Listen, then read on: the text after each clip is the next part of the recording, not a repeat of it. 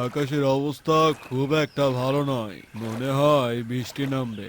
এখন তো বর্ষাকাল এসে গেছে, সারাদিনই বৃষ্টি হবে। তাইলে তো দাদা আমরা বিশাল বিপদে পড়ে যাবো। ঠিকই বলেছো দাদা, ছেলে পশু পাখিকে নিয়ে টেকা মুশকিল হয়ে যাবে একেবারে। এই ভারী বৃষ্টিতে আবার বন্যা না হয়ে যায়। ঘরে সবাই শুকনো খাবার মজুত করে রেখো। আমার চিন্তা হচ্ছে সে হাল দুটোকে নিয়ে কোথায় যাব, হাল দুটোকে নিয়ে। আচ্ছা, সবার সাথে পরে কথা হবে। এখন সবাই দ্রুত বাড়িতে চলে যাও। যাও।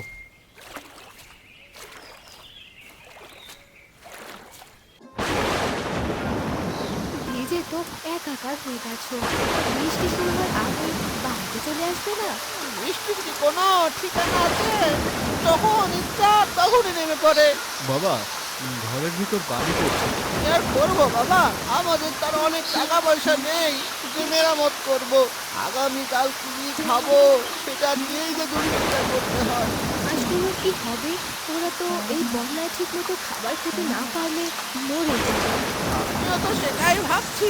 আচ্ছা, শুয়ে পড়ো। এটা না হয় কাল সকালে দেখা যাবে।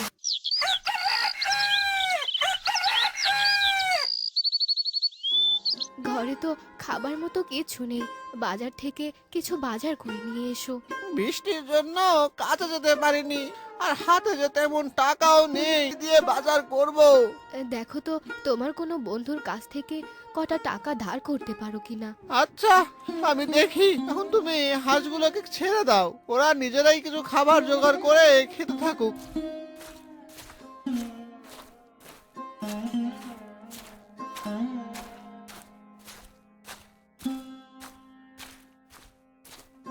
বাড়িতে আছো বিনোদদা? আরে বন্ধু, তুমি আমার বাড়িতে? এসো এসো, ভিতরে এসো। বড় বিপদে পড়ে এসেছি বন্ধু। আরে আগে তুমি বসো তো, তারপর তোমার দরকারি কি কথা আছে না হয় বলো। দেহারে বৃষ্টি হচ্ছে, মনে হচ্ছে বন্যা হয়ে যাবে। এখন তো ঠিক মতো কাজও করা যাচ্ছে না। তো এই নিয়ে তোমার চিন্তা হচ্ছে? আমার হাঁস দুটোকে নিয়ে চিন্তা হচ্ছে ভীষণ। আমার বাড়ি তো নদীর কাছে, আমার ভয় করে কখন জানি বাড়ি ঘর পশু পাখি সব ভেসে যায়। আরে চিন্তা করো না, হাঁস তো পানিতে সাঁতার কাটতে পারে। তো যাই হোক, তোমার কি টাকা লাগবে? হ্যাঁ বন্ধু, ঘরে যে কোনো বাজার নেই, ছেলে মেয়ের মুখের দিকেও তাকানো যায় না। কত টাকা লাগবে তোমার? এই 1000 টাকার মতো। আচ্ছা, বসো, আমি দিচ্ছি।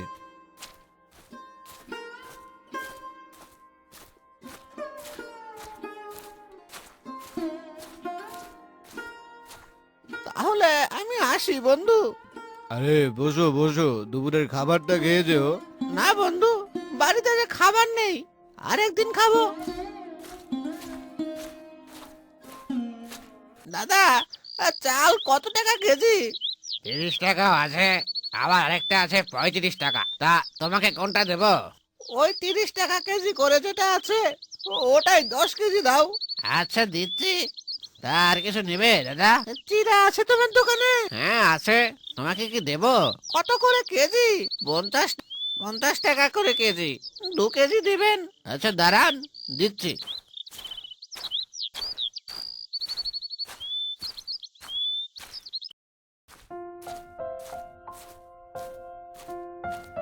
নাও, এই ব্যাগ থেকে বাজারগুলো বের করে নাও। শুনছো, রাস্তাঘাটের অবস্থা একদম ভালো না। ফসলি জমি বৃষ্টির পানিতে তলিয়ে গেছে। এভাবে চলতে থাকলে তো বন্যায় এসে সবকিছু ভাসিয়ে নিয়ে যাবে গো। উঁচু কোনো জায়গায় আশ্রয় নিতে হবে। শুনলাম বাজারে কিছুদিনের মধ্যেই বন্যা হয়ে যাবে। আচ্ছা, খাবার শেষ করে শুয়ে পড়ো, সকালে দেখা যাবে।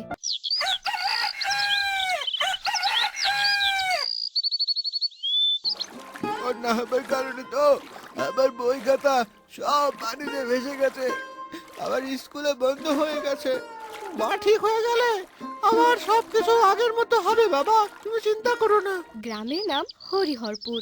গ্রামটি উঁচু, গ্রামটি সমতল ভূমিতে হওয়ায় সেই গ্রামে বন্যার পানি সহজে ঢোকে না। পাশের পাশের বনের ঘরবাড়ি ভেসে এই গ্রামে এসে পড়েছে। আজিজ নামের একজন সৎ ব্যক্তি বাস করত হরিহরপুর গ্রামে। সেই পথ দিয়ে যাচ্ছিলেন, তিনি হঠাৎ দেখতে পেলেন ওই নদী দিয়ে একটি হাঁস ভেসে যাচ্ছে। তা দেখে আজিজ সেই হাঁসটিকে উঠিয়ে নিয়ে আসে।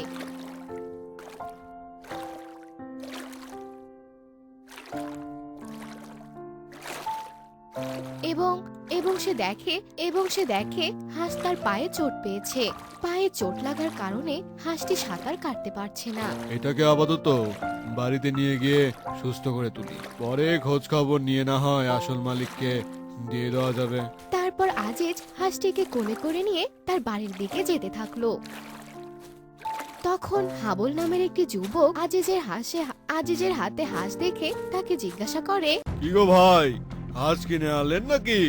না ভাই, আমি হাঁস কিনবার টাকা কোথা থেকে পাবো? এটা পাশের গ্রাম থেকে ভেসে আসছে, এটাকে নদী থেকে উদ্ধার করে বাড়িতে নিয়ে যাচ্ছি। আমাকে দেন, আমি বাড়িতে নিয়ে যাই। না ভাই, এটা আমার কাছেই থাক। আমি আমি ওই হাঁসকে আজিজের কাছে রাখতে দেব না।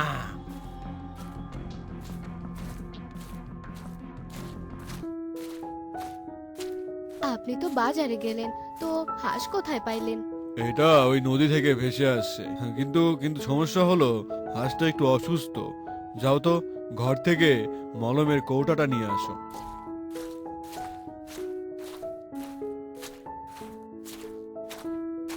এখন তো বন্যায় সবার সবকিছু ভাসিয়ে নিয়ে আসছে, কার হাঁস সেটা খোঁজ নেওয়া তো সম্ভব নয়। বন্যা কমলে না হয় খোঁজ নেওয়া যাবে। আপনি যা ভালো মনে করেন। আপনারা এখানে কি চান? শুনেছি আপনি নাকি একটা হাঁস পরে পেয়েছেন, সেটাই দেখতে এসেছি। আপনাদের এই কথা কে বললো? আমরা শুনছি। হ্যাঁ, আমি এনেছি। তো বাইরে নিয়ে আসেন, দেখবো আমরা।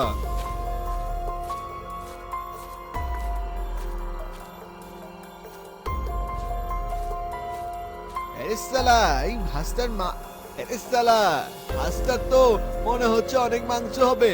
যে করেই হোক হাঁসটাকে আমাদের হাতাতে হবে।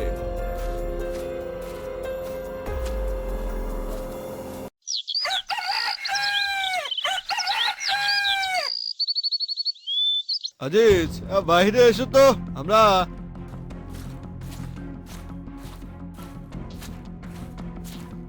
আবার কি চাই তোমাদের? এই দেখো, হাঁসের মালিকের আত্মীয়কে নিয়ে এসেছি। ওনাকে দেখে তো মনে হচ্ছে না। আরে ওনার আত্মীয়র হাঁস পানিতে ভেসে গেছে। আপনাদের হাঁস হারিয়ে গেছে, তা আপনাকে দেখে তো মনে হয় না। আমি আপনাদেরকে হাঁস দেব না, আপনারা এখন আসতে পারেন। ঠিক আছে, আজকে আমরা চলে যাচ্ছি, কিন্তু আমরা আবার আসবো।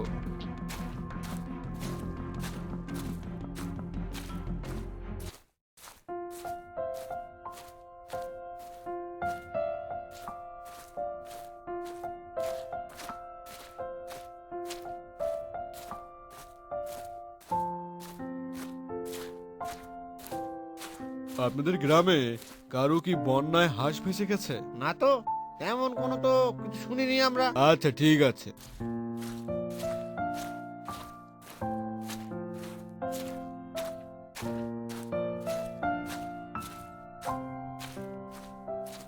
ভাই, আপনাকে তো এই গ্রামে আগে দেখিনি।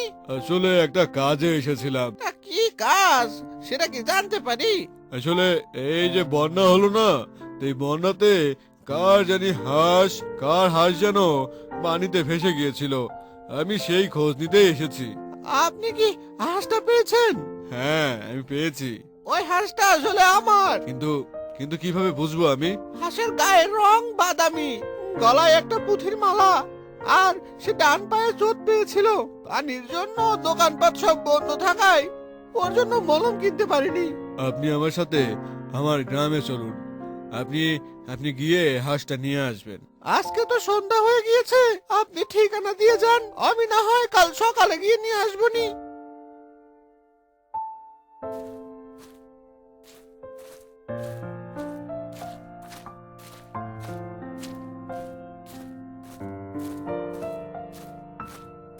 বাড়িতে আছেন ভাই? কে? আমি হরি, ওই হাঁসটা নিতে এসেছিলাম আর কি। ও আপনি, আচ্ছা দাঁড়ান।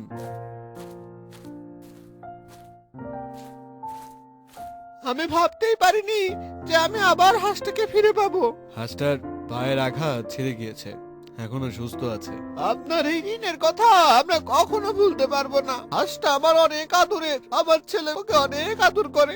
সকালের খাবারটা এখানে খেয়ে যান, আসুন। না না, আরেকদিন আসবো। মেঘপুর নামে একটা গ্রাম ছিল। সেই গ্রামে সব থেকে বড় মেলা হতো পুরো 10 দিনের। মানুষের ব্যবসা ও বাচ্চাদের খেলার জন্য এটা সঠিক সময় ছিল। এদিকে মেঘপুরে দুজন ছোটবেলার বন্ধু ছিল, শশাঙ্ক আর প্রশান্ত। সেই দিন তারা দুজন পানিপুরি বিক্রি করত। শুরুতে ওরা দুজনই একই দোকান খুলেছিল, কিন্তু শশাঙ্কের ব্যবহারের জন্য প্রশান্ত আলাদা করে আরেকটা দোকান খুলে নেয়। শশাঙ্ক সবসময় প্রশান্ত তোতলামির জন্য ও খুব মজা উড়াতো, কিন্তু প্রশান্তের ব্যবসা খুবই ভালো চলছিল কারণ ও খুব সৎ ছিল। শশাঙ্ক, তুমি কি করবে বলে ভেবেছ? কিছু লাভ টাভ করবে নাকি না? শশাঙ্ক, নাম আমার লাভ তো আমি করবই, এবার দেখো আমি কি করি। আরে এ কথা তো তুমি সবসময় বলো, কিন্তু তোমার থেকে তো বেশি লাভ আমার বন্ধু প্রশান্তই করে, বুঝেছো? প্রশান্তের বুদ্ধি আর সততার প্রশংসা সবাই করে। ওই তোতলার মুখটা আমি এবার বন্ধ করে দেব, ওর থেকে বেশি লাভ এবার আমিই করব। শোন শশান্ত, প্রশান্ত তোর সবসময় ভালো চায়, কিন্তু তুই ওর সবসময় ক্ষতি চাস কেন বলতো? এই টাকলু, তুই তোর চা বিক্রি কর, আর আমি কি করি সেটা চুপচাপ দেখ। শশাঙ্ক রেগে গিয়ে ওখানে চা না খেয়ে সেখান থেকে বেরিয়ে পড়লো। কিরে প্রশান্ত, কেমন আছিস? এবার মেলাতেও আসছিস তুই? আরে দোকান খুলতে আসিস, এবার আমি তোকে দেখাবো যে ব্যবসা কেমন করে করতে হয়, বুঝলি? আমি এর জন্যই তো তোমার সাথে দোকান খুলতে চাই না, তোমার এরকম আচরণের জন্য, বুঝেছো? এই ছাত্র, তুই এসব, আমি তোকে দেখে নেব, আর এই বছর মেলায় আমি সবচেয়ে ভালো ব্যবসা করব। মেলার প্রথম দিনে শশাঙ্ক নিজের পানিপুরির দোকান খুললো, আর প্রশান্ত কালো পানিপুরির দোকান খুললো। প্রশান্তের কালো পানিপুরির কথা মানুষজন প্রথম শুনলো, এজন্য প্রথম দিন থেকেই প্রশান্তের দোকানের খুব বিক্রি হলো। মানুষের ভিড় জমে গেল প্রশান্তের দোকানের সামনে। এই যে প্রশান্ত ভাই, শুনলাম তুমি নাকি নতুন জিনিস বিক্রি করো, কালো পানিপুরি, ফুচকা। আমাকেও কয়েকটা দাও, আমি খেয়ে আনন্দ নিই। এই দেখতে পাচ্ছ তো আমার পেটটা কত বড়, 4 প্লেট ফুচকা তো আমি এখানে দাঁড়িয়ে দাঁড়িয়ে খেয়ে নেব, বাকি লোকেদের কথা তো পরে হবে। হ্যাঁ হ্যাঁ হ্যাঁ, আমি এক্ষুনি দিচ্ছি, এক্ষুনি বানিয়ে দিচ্ছি। আমি শুধু ভালো জিনিসের ব্যবহার করি। আমার এখানে কালো ফুচকা বেশি বিক্রি হয়। শশাঙ্ক প্রশান্তের দোকান দেখে খুব হিংসে করত, নিজের দোকান প্রথম দিনই বন্ধ করে সেখান থেকে চলে যায়। মনে হচ্ছে আমাকে এবার কালো পানিপুরি বিক্রি করতে হবে, তাহলেই আমার বেশি লাভ হবে। কি হয়েছে বাবা, একলা একলা কি বলছিস এসব? কি হয়েছে আমাকে খুলে বল। শশাঙ্ক নিজের মাকে সবকিছু খুলে বলল। আর যদি এরকমই হয় তাহলে তুমি কাল থেকে পানিপুরি বিক্রি করো, আর সৎভাবেই করো, অন্যের ব্যবসার দিকে বেশি নজর দিও না, তোমার ব্যবসাও ভালো চলবে। পরের দিন সকালে শশাঙ্ক প্রশান্তের দোকানের সামনে নিজের কালো পানিপুরির দোকান খুললো, কিন্তু প্রশান্ত সহজ সরল আর সৎ হওয়ার জন্য গ্রামবাসীরা আর মেলায় আসা লোকজনেরা ওর দোকানে কালো পানিপুরি খেতে আসতো। আর শশাঙ্ক এসব দেখে খুবই হতাশ হচ্ছিল। তখন ওর দোকানে একজন মহিলা এলো। আরে দাদা, আমার জন্য 10 প্লেট কালো পানিপুরি পার্সেল করে দাও, বাড়ির লোকের জন্য নিয়ে যেতে হবে। আর এই নাও 2000 টাকার নোট, তাড়াতাড়ি করো। ওই মহিলা আর টাকা দেখে শশাঙ্কর মনে লোভ সৃষ্টি হয়, আর ওর চোখ জল জল করে উঠল। এই তো, আমি এক্ষুনি দিচ্ছি আপনাকে। আমি আপনার পার্সেলটা রেডি করি, আর আপনি ততক্ষণ একটু বসুন, কি বলেন? হ্যাঁ হ্যাঁ, তাড়াতাড়ি করো, আমাকে তাড়াতাড়ি যেতে হবে। শশাঙ্ক পানিপুরি পার্সেল করে দিয়ে দিল। আরে না না, আমার কাছে খুচরো নেই। আপনি এক কাজ করুন, আমার যখন শেষ হয়ে যাবে তখন আপনি চলে আসুন আমার কাছে, আমি তখন টাকা ফেরত দিয়ে দেব। ঠিক আছে, কিন্তু অবশ্যই দিয়ে দিও। যাক, ভালো হয়েছে রে।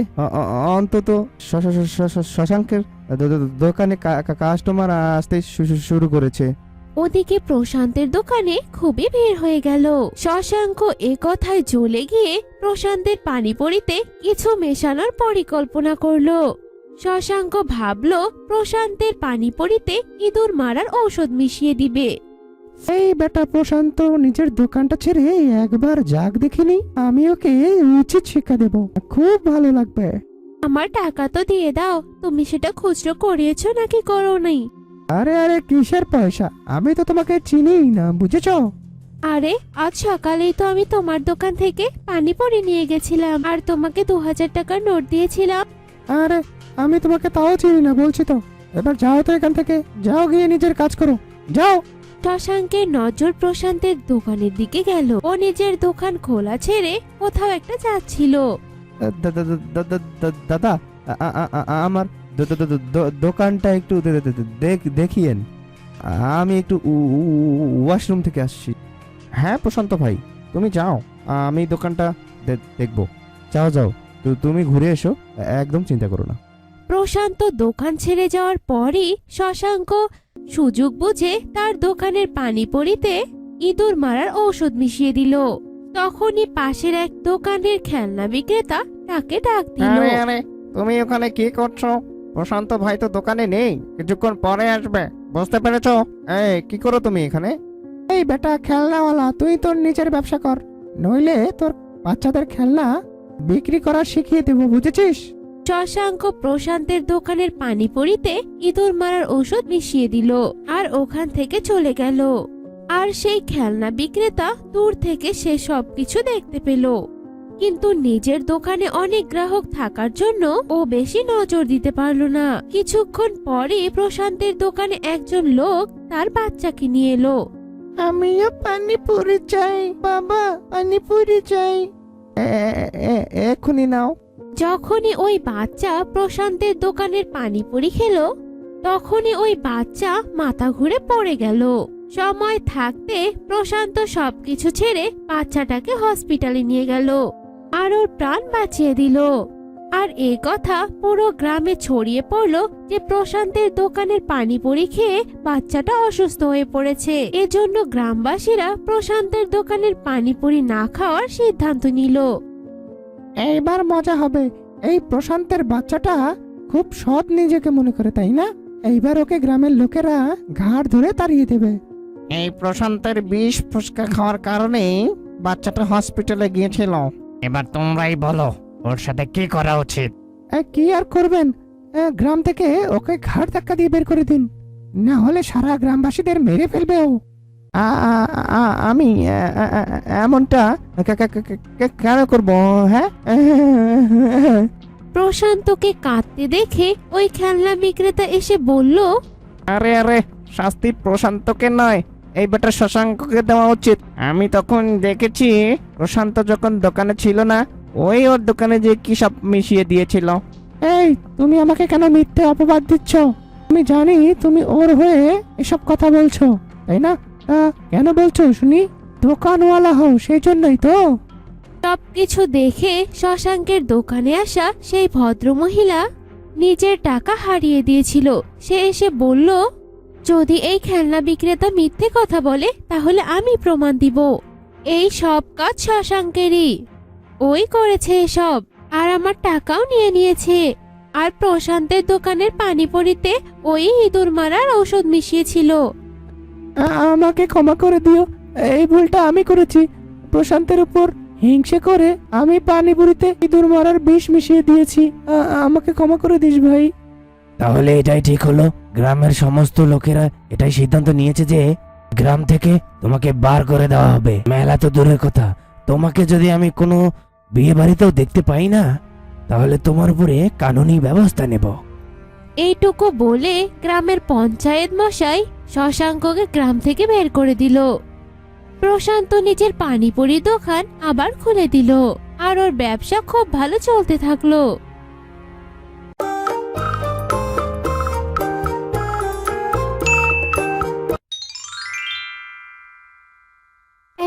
গ্রামে বাস করত এক কৃষক। তার দুটো বলদ ছিল, সেগুলো দিয়েই সে জমিতে চাষবাস করত। কিন্তু একদিন কৃষকের বলদ দুটো মারা যায়, ফলে কৃষক তার জমিতে আর চাষ করতে পারে না। এরপর থেকেই তাদের সংসারে অভাব অনটন শুরু হয়। একদিন কৃষক তার বউকে ডেকে বলল, গিন্নি, এভাবে তো আর চলা যায় না। ছেলে মেয়েগুলো না খেয়ে হালের বলদ দুটো মারা গেল। এদিকে এলাকায় তেমন কোনো কাজও পাচ্ছি না, যেটা করে দুটো পয়সা আয় করতে পারবো। কি যে করি বলো তো। আমি বলি কি, এবার গ্রামের মায়া ত্যাগ করে শহরের দিকে যাও। শুনেছি সেখানে অনেক কলকারখানা, সেখানে নিশ্চয়ই তুমি কোনো একটা কাজ পাবে। ঠিক বলেছ গিন্নি, আমিও তাই ভাবলাম। তাহলে কাল সকালে শহরের দিকে রওনা দিব। আমি আগে যাই, আর তুমি এই কয়েকদিন ছেলেগুলোকে নিয়ে গ্রামেই থাকো। কাজ পেলে আমি এসে তোমাদেরকে নিয়ে যাব। পরের দিন সকালে কৃষক শহরের দিকে যাত্রা শুরু করলো। শহর ছিল অনেক দূর, আর তার মধ্যে রাস্তা ছিল বনের ভেতর দিয়ে। এরপর সে হাঁটতে শুরু করলো। হাঁটতে হাঁটতে সে এক গাছের নিচে সাধু বাবাকে বসে থাকতে দেখলো। সাধু বাবাটি তাকে দেখে বলল, বাবা, দুদিন ধরে কিছু খাইনি, আর এই বনে তেমন কোনো ফলমূলও নেই যে তা খাবো। তুমি কি আমাকে দুটো খেতে দিবে? নিশ্চয়ই নিশ্চয়ই, আমার কাছে কিছু খাবার আছে, আপনি তাই খান। এই বলে কৃষক তার সঙ্গে নিয়ে আসা খাবারগুলো সাধু বাবাকে দিল। সাধু সেগুলো তৃপ্তি সহকারে খেয়ে বলল, তুমি আমাকে আজকে নিজের খাবার খেতে দিলে। তোমার মতো এমন মানুষ আর হয় না। আমি তোমার উপর অনেক সন্তুষ্ট হয়েছি বাবা। আমি তোমাকে একটা বর দিচ্ছি, তোমার পরিবারে কোনোদিন খাবারের অভাব থাকবে না। কিন্তু কিভাবে পাবো সেই খাবার, তা যদি একটু বলে দিতেন। শোনো বাছা, তোমার বাড়ির দক্ষিণ পাশে একটা কুয়ো কাটবে। এখানে প্রতি রাতে বালতি ফেললেই তেল উঠে আসবে। কিন্তু সাবধান, সেখানে দিনে নয়, কেবলমাত্র রাতেই ফেললেই তেল পাবে। আর প্রতি রাতেই মাত্র একবার সেখান থেকে তেল তুলতে পারবে। সাধু বাবার কথা শুনে কৃষক বাড়ি চলে আসলো। আর বাড়ি চলে এসে তার স্ত্রীকে সব কথা খুলে বলল। এর কিছুক্ষণ পর কৃষক ও তার স্ত্রী বাড়ির দক্ষিণ পাশে কুয়ো কাটতে শুরু করলো। কুয়ো কাটা শেষ হলে কৃষক সেখানে বালতি ফেললো। বালতি ফেলতেই কৃষক তো অবাক, সেখানে তেল একদম চকচক করছে। দেখলে গিন্নি, বললাম না সাধু বাবার কথা মিথ্যে হতে পারে না। এখন দেখলে তো। হ্যাঁ গো হ্যাঁ, এখন থেকে আমাদের আর কোনো দুঃখ কষ্ট থাকবে না। তুমি কাল সকালে এই তেল বাজারে নিয়ে বিক্রি করো। পরের দিন কৃষক এই তেল বাজারে নিয়ে গিয়ে বিক্রি করলো। এরপর থেকে প্রতি রাতে তারা কুয়ো থেকে তেল তুলতো, আর সকালে সেই তেল বাজারে বিক্রি করত। এভাবে কিছুদিন যাওয়ার পর কৃষকের অবস্থার আস্তে আস্তে উন্নতি হলো। বাড়িতে পাকা ঘর তুললো, গিন্নিকে সোনার গহনা বানিয়ে দিল। কিন্তু কৃষকের সেই সুখ আর বেশি দিন স্থায়ী হলো না। একদিন রাতে কৃষক বাড়ি ছিল না। কৃষকের স্ত্রী গেল কুয়ো থেকে তেল তুলতে। সে ভাবলো, প্রতিদিন তো এক বালতি করে তেল তুলি, আজ না হয় 2 বালতি তুলবো। সেই তেল বাজারে বিক্রি করলে দ্বিগুণ টাকা পাবো। এই বলে কৃষকের লোভী বউ দ্বিতীয়বার কুয়োতে বালতি ফেললো। কিন্তু হায় হায় রে, বালতি খালি উঠলো। কুয়োতে আর তেল নেই। কুয়োতে তেল শেষ হয়ে গিয়েছে। আর তা দেখে কৃষকের বউ কান্না করতে শুরু করলো। গো, কে কোথায় আছো গো? আমার যে সর্বনাশ হয়ে গেল গো। লোভে পড়ে আজ সর্বশান্ত হয়ে গেলাম। কৃষক বাড়ি ফেরার পর বউ তাকে সব কথা খুলে বলল। কৃষক বলল, চিন্তা করো না গিন্নি, যা হবার তা তো হয়ে গেছে। আমি আবার সেই সাধু বাবার কাছে যাব, তিনি কোনো না কোনো একটা উপায় বলে দেবেন। তবে তাই যাও, আর দেরি করো না, এক্ষুনি সেই বনে যাও। এরপর কৃষক সেই সাধু বাবার সন্ধানে বের হলো। খুঁজতে খুঁজতে সেই বনে গিয়ে আবার সাধু বাবাকে দেখতে পেল। তিনি কৃষকের সব কথা শুনলেন আর বললেন, বাবা, আমার তো এখানে কিছু করার নেই। আমি তো তোমাকে মাত্র একবার তেল তুলতে বলেছিলাম, কিন্তু তোমরা আমার কথার বরখেলাপ করেছো। বাবা, আমার স্ত্রী ভুলে এই কাজ করে ফেলেছে। আমরা এখন সর্বশান্ত। আপনি একটা পথ বলে দিন। পথ একটা আছে, তোমাদের পাতালপুরীতে যেতে হবে। সেখানে গিয়ে দেখবে এক বুড়ি ঘানি থেকে তেল বের করছে, তোমরা তার কাছে যাও। কিন্তু পাতালপুরীতে যাব কিভাবে? দয়া করে সেখানে যাওয়ার পথটা বলুন। কুয়োর নিচে একটা দরজা আছে, আর সেখান থেকেই পাতালপুরীর কাছে যেতে হবে। তারপর কৃষক সাধুর কাছ থেকে বিদায় নিয়ে বাড়ি ফিরলো এবং সব কথা তার স্ত্রীকে খুলে বলল। বুঝলে গিন্নি, এবার পাতালপুরীতে যেতে হবে। সেখানে গিয়ে বুড়িকে ধরা ছাড়া আর কোনো পথ নেই। তাহলে সেখানেই যাও, না হলে আর গতি থাকবে না, ছেলে মেয়েগুলো যে না খেয়ে থাকবে। এরপর কৃষক দড়ি বেয়ে কুয়োতে নামলো, আর কৃষকের বউ দড়ি ধরে কুয়োর পাশে দাঁড়িয়ে রইল। কৃষক সেখানে নেমে দেখলো কুয়োর নিচে একটি ছোট্ট দরজা। সে সেই দরজা খুলে ভেতরে ঢুকলো। সেখানে গিয়ে কৃষক তো অবাক, কত সুন্দর দেশ, বড় বড় পাহাড়, পাহাড় থেকে ঝর্ণা বইছে। সেখানে হাঁটতে হাঁটতে কৃষক একটা কুঁড়ে ঘরের সামনে গিয়ে দাঁড়ালো। সেখানে গিয়ে দেখলো এক বুড়ি কাঁথা সেলাই করছে। কৃষক তাকে বলল, বুড়িমা, আমি পাতালপুরে বুড়ির কাছে যাব, কিন্তু তার বাড়িতে যাওয়ার রাস্তাটা কোন দিকে বলতে পারবেন? আমি পাতাল বুড়ি। বাচ্চা, তুমি কে? আমার কাছে কেন এসেছো? কৃষক তখন বুড়িকে সব কথা খুলে বলল। বুড়ি তা শুনে বলল, এখান থেকে তেল আর পাবে না বাচ্চা, তেলের নদী তো শুকিয়ে গেছে। আগে কুয়োর তেল বিক্রি করে আমার সংসার চলতো বুড়িমা। এখন যদি তেল না পাই তাহলে আমার ছেলেমেয়েরা না খেয়ে যে মরবে। আপনি একটা উপায় বলে দিন মা। উপায় একটা আছে। আমি তোমাকে কতগুলো সূর্যমুখীর বীজ দিচ্ছি, সেগুলো তুমি তোমার জমিতে চাষ করো। সেখান থেকে তুমি যে তেল পাবে তা বিক্রি করে তুমি আবার তোমার সংসার চালাতে পারবে। তবে বাচ্চা, সেই খেতে মেঘপুরি থেকে ঘাস খেতে এক গাভী আসবে, তুমি কখনো তাকে তাড়িয়ে দিও না। ঠিক আছে বুড়িমা, আপনার কথা মনে থাকবে। এই বলে কৃষক বুড়ির কাছ থেকে সূর্যমুখীর বীজ নিয়ে উপরে উঠে আসলো। তিন্নি সব শুনে বলল, তাহলে আর দেরি কেন, চলো আমরা আজই জমিতে বীজ বুনে ফেলি। ঠিক বলেছ গিন্নি, আর দেরি নয়।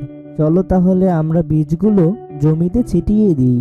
তারপর কৃষক আর তার বউ মিলে বীজগুলো রোপণ করলো। কয়েকদিন পর সেখান থেকে চারা বের হলো। এর কিছুদিন পর চারা বড় হয়ে তাতে ফুল ধরলো। তারপর সেই ফুল থেকে তেল বের করে কৃষক বাজারে বিক্রি করা শুরু করলো। এভাবে বেশ কিছুদিন যাবার পর কৃষকের অবস্থা আবার আগের মতো সচ্ছল হলো। একদিন ভোরে কৃষকের বউ দেখতে পেল তাদের জমিতে একটি গাভী ঘাস খাচ্ছে। তিনি গাভীটির কাছে যেতেই গাভীটি আকাশে উড়ে গেল। এই কথা সে গিয়ে কৃষককে বলল, হ্যাঁ গো, শুনছো, তেলের খেতে একটা সাদা গাভী দেখে এলুম। আমি দেখতেই আকাশে উড়ে চলে গেল। কার গাভী গো এটা? এই গাভীকে ধরতে যেও না গিন্নি, এই গাভী মেঘপুরি থেকে এসেছে। শুনেছি মেঘপুরীতে নাকি অনেক মোহর আছে, চলো আমরা গিয়ে সেগুলো নিয়ে আসি। তা না হয় বুঝলাম, কিন্তু কিভাবে যাবে? কিভাবে আবার? গাভীর পিঠে চড়ে। পরদিন রাতে কৃষক ও তার বউ গিয়ে খেতে লুকিয়ে থাকলো। ভোর হতেই সেই গাভী আসলো ঘাস খেতে। যেই না গাভী ঘাস খেতে নামলো, তখনই তারা দুজন মিলে গাভীর লেজ চেপে ধরলো। বুঝতে পেরে গাভীটি আকাশে উড়তে শুরু করলো। গাভী তাদের উড়িয়ে নিয়ে চললো মেঘপুরীতে। এক সময় কৃষকের স্ত্রী বলল, হ্যাঁ গো, শুনছো, এত এত সোনার মোহর নিয়ে আসবে কি করে? সাথে বস্তা নিয়েছো তো? নিয়েছি গো, নিয়েছি, এ নিয়ে তুমি ভেবো না। কতগুলো মোহর নেবে গো? তখন কৃষক বলে উঠলো, এই যে এতগুলো। দেখাতে গিয়ে লোভী কৃষক ও তার স্ত্রী মাটিতে পড়ে গেল, আর গাভী উড়ে চলল মেঘপুরীতে।